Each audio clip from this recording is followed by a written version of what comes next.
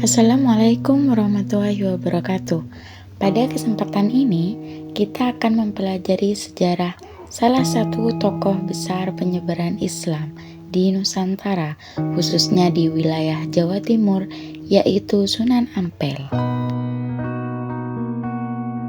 Sunan Ampel atau Raden Rahmat lahir di Champa pada tahun 1401 Masehi. Champa adalah wilayah yang kini berada di sekitar Vietnam atau Kamboja.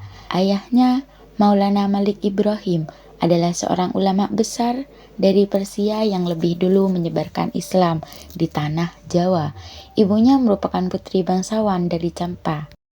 Sekitar tahun 1440 Masehi, Raden Rahmat berlayar dari Champa menuju Majapahit, kerajaan besar Hindu-Buddha di Jawa. Ia datang ke Tuban, lalu melanjutkan ke Keraton Majapahit untuk menemui bibinya, Dara Peta, istri dari Raja Brawijaya. Karena kepribadiannya yang sopan dan ilmunya yang tinggi, Raden Rahmat diterima dengan baik oleh lingkungan istana.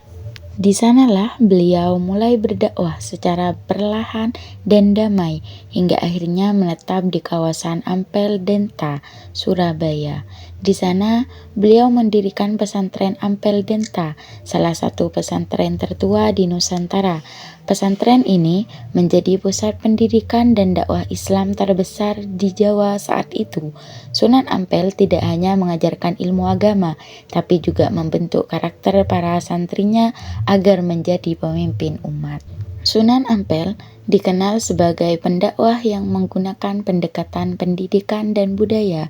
Ia tidak memaksa masyarakat untuk memeluk Islam, tetapi membaur dan mengedukasi dengan cara yang halus, santun, dan sesuai dengan nilai-nilai lokal.